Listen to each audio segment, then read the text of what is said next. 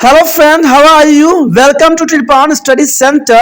Today we are doing most important chapter of history. What is the topic today? Hello दोस्तों, कैसे हो? आपका स्वागत है त्रिपान स्टडी सेंटर में। आज जो हम करने जा रहे हैं हिस्ट्री का चैप्टर अत्यंत महत्वपूर्ण है हर एक क्लास के बच्चों के लिए।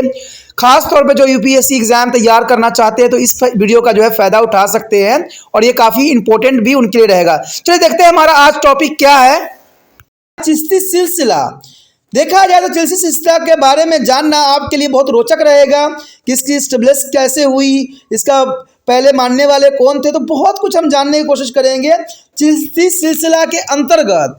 तो कहते हैं भारत में चिश्ती जो है विचारधारा की स्थापना मुईनुद्दीन चिश्ती ने की थी और प्रतीत होता है कि भारत में वह मोहम्मद गौरी के आक्रमण के समय आए तथा इसके बाद 1206 में जो है अजमेर में चले गए।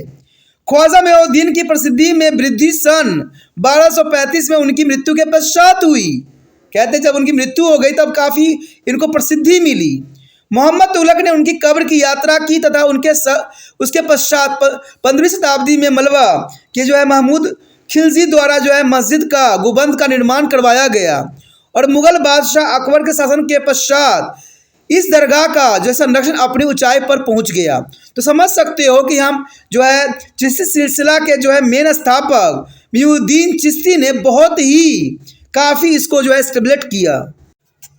अब यहाँ पर देख सकते हो अजमेर के दरगाह जो कि काफ़ी महत्वपूर्ण है और यहाँ पर लोग जो है विजिट करते हैं और अपने मुराद रखते हैं। तो काफ़ी महत्वपूर्ण है अजमेर का दरगाह। ये पॉइंट जो है वो भी महत्वपूर्ण है कि चिश्ती क्या मानते थे, उनकी क्या विचारधारा थी। तो ये काफ़ी महत्वपूर्ण टॉपिक है कि चिश्ती का क्या मानना था, क्या विचारधारा थी, किस शिक्षा के सिद्धांत पर चला करते थे। तो उनका सिद्धांत यही था कि प्रेम इंसान और खुदा के बीच में एक संबंध है। विभिन्न पंथों को मानने वाले के बीच जो है सहनशीलता हो और विभिन्न धार्मिक विश्वास के अनुसरण के बावजूद शिष्यों के जो है स्वीकारता हो, सबकी भलाई का रवैया हो और हिंदू तथा जैन युगों के संपर्क में रहना और सामान्य भाषा का प्रयोग करना, यह चिश्ती का प्रमुख सिद्धांत और मानना भी था। दिल्ली में चिश्ती की उपस्थिति है कुतुबुद्दीन बख्तियार काकी के द्वारा जानी जाती है, जो अपने जो है गृह क्षेत्र जो है ट्रांसकोयान से 1221 ईस्वी में दिल्ली में आके बस गए थे और यह मंगोल आक्रमण का वह काल था जब मंगोल से बचकर मध्य एशिया के लोग भाग रहे थे। दिल्ली में उनके मौजूदगी रहस्यवादी के लिए चुनौती बन गई थी तथा उन्होंने उन पर विभिन्न प्रकार के आरोप भी लगाकर दिल्ली छोड़ने को विवश कर दिया था।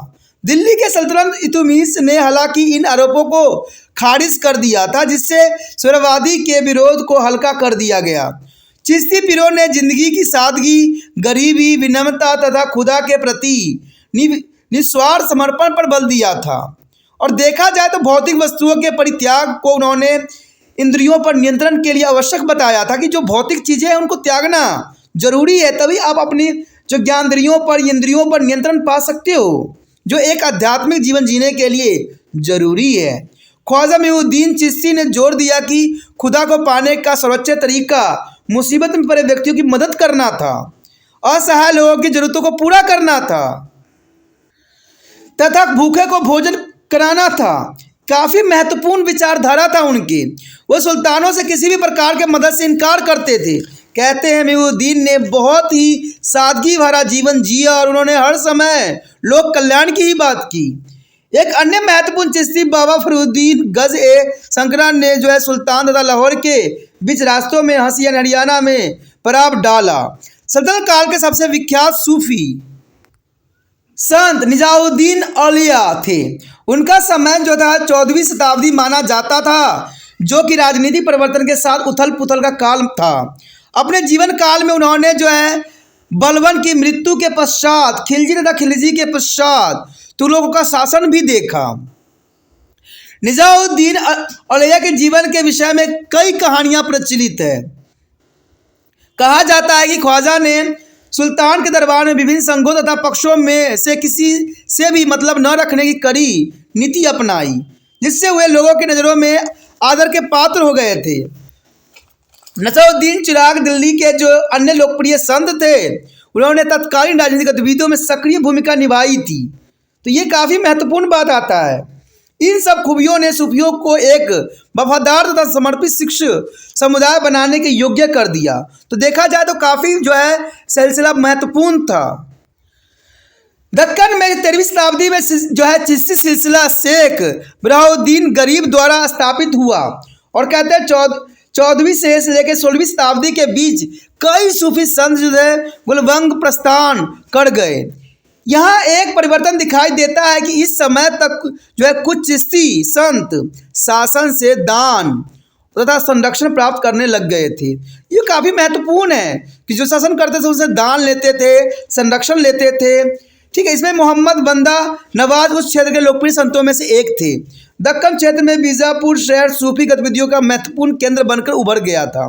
तो देखा जाए तो यहाँ पर चिश्ती सिलसिला काफ़ी महत्वपूर्ण है और इसका इतिहास भी काफ़ी दिलचस्प है।